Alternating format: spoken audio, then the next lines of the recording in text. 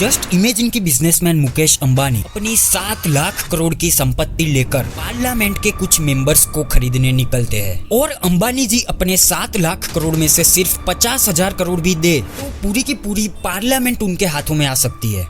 सोचिए जरा, हमारे संसद में लगभग 500 एमपीज है और अंबानी जी सबके हाथ में 100 करोड़ पकड़ा दे और देश की फॉरेन पॉलिसीज बनाने लगे तो क्या होगा। अपनी कंपनी के फेवर में नए नए कानून भी बनाने लगे और देश के किसी कोने में रेलवे और रोड बनाने लगे। इन शॉर्ट अंबानी जी अपनी एक अलग सेमी गवर्नमेंट ही बना ले तो क्या होगा। लकीली हमारे अंबानी जी के इंटेंशंस तो ऐसे नहीं है, पर साल 1500-1600 के आसपास पोर्टुगल, फ्रेंच एंड ब्रिटिश व्यापारी ऐसे ही कुछ इंटेंशंस ले भारत से व्यापारिक संबंध बांधने यूरोप से इंडिया आने लगे थे। पर मुगल बादशाह अक्सर उन्हें सिर्फ कम पॉपुलेशन वाली कोस्टल जगहों पर ही फैक्ट्रीज खोलने की परमिशन देते थे और अगले 100 सालों तक भारत में ऐसे ही फैक्ट्रीज खुलती रही और बिजनेस ग्रो होते रहे और धीरे धीरे भारत भी इंडस्ट्रियलाइज होने लगा था। साल 1700 में भारत की जीडीपी एंटायर यूरोप की जीडीपी से भी ज्यादा थी। उस वक्त पूरी दुनिया की टोटल जीडीपी का 23% हमारे भारत की जीडीपी से आता था।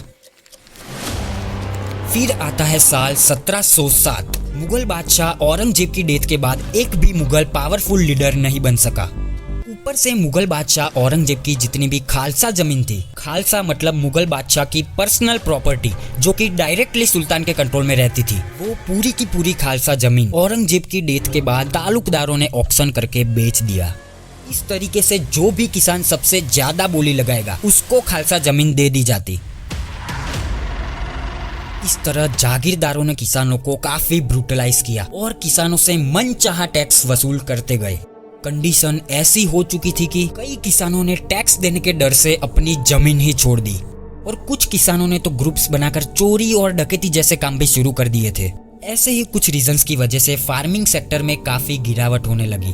अगर साम्राज्य को फिर से शक्तिशाली बनाना है तो व्यापार और उद्योग के बढ़ाने के अलावा दूसरा कोई ऑप्शन बचा ही नहीं था।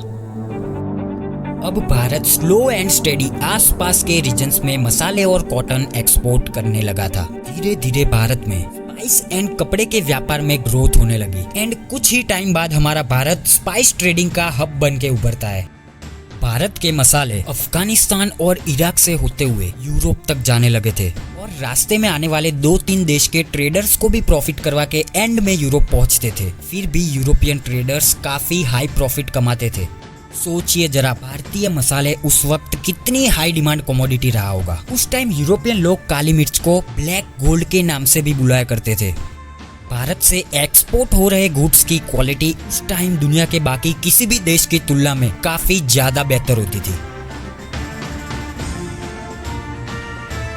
And for the first time Dutch businessman अपना पर्सनल कार्गो शिप लेके साउथ एशिया के फिलीपींस, इंडिया और इंडोनेशिया से डायरेक्टली स्पाइसेस खरीदते हैं और यूरोप जाके सबसे कम प्राइस पे बेचते हैं। डचिस ने कुछ ही टाइम में लगभग पूरे यूरोप को उन पर डिपेंडेंट कर दिया था। मसालों की सप्लाई से लेके प्राइस तक सब कुछ डच कंट्रोल किया करते थे और डच इन स्पाइसेस का प्राइस कॉन्स्टेंटली बढ़ाते ही जा रहे थे। दूर देश से आया फिरंगी कहे कि मैं करता व्यापार, एक हाथ में लिए तराजू, दूजे में थी छुपी कतार, दूजे में थी छुपी कतार। फिर एक दिन ब्रिटेन के कुछ बिजनेसमैन भी एक ग्रुप बनाकर डायरेक्टली इंडिया से ट्रेड करने का प्लान बनाते हैं। डच व्यापारियों को कम्पीट करने की मंशा ले कुछ अंग्रेज व्यापारी 125 लोगों से 70,000 पाउंड का इन्वेस्टमेंट ले ब्रिटेन की क्वीन एलिजाबेथ I से ट्रेडिंग परमिशन लेने चला जाता है और 31 दिसंबर 1599 एलिजाबेथ I इस ग्रुप को रॉयल चार्टर का अप्रूवल दे देते हैं। मतलब दुनिया के किसी भी कोने से स्पाइस, कॉटन कुछ भी इंपोर्ट करने का शाही फरमान जाहिर कर देते हैं। इन ब्रिटिश व्यापारियों की प्रायोरिटी इंडियन ओशियन के आसपास की कंट्रीज थे, जिससे ये लोग फर्म का नाम ईस्ट इंडिया कंपनी रखते हैं। एग्जैक्ट 8 सालों बाद 1608 में captain William Hawkins East India Company के जहाज हेक्टर को ले इंडिया की तरफ निकल जाते हैं और गुजरात के सूरत पोर्ट पर अपने जहाज हेक्टर का लंगर डाल देते हैं। पर गुजरात में ऑलरेडी दूसरे यूरोपियन जहाज पहले से ही अपना लंगर डुबा के बैठे हुए थे।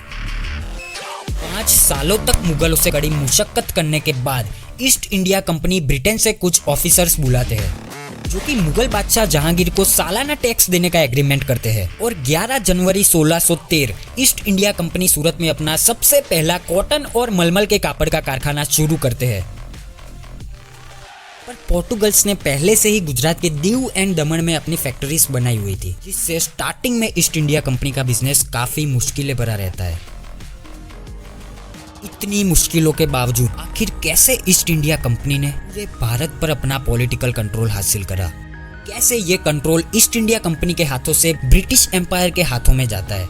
ऐसा ट्रांसफर ऑफ पावर क्यों हुआ और कैसे हुआ, जिसका डिटेल एक्सप्लेनेशन आपको पार्ट 3 में दिखेगा। सबसे लास्ट बात, we are not makers of history, we are made by history. Channel को सब्सक्राइब करना बिल्कुल मत भूलना, क्योंकि आपका एक टैप मेरे लिए काफी बड़ा मोटिवेशन है। So stay connected with us.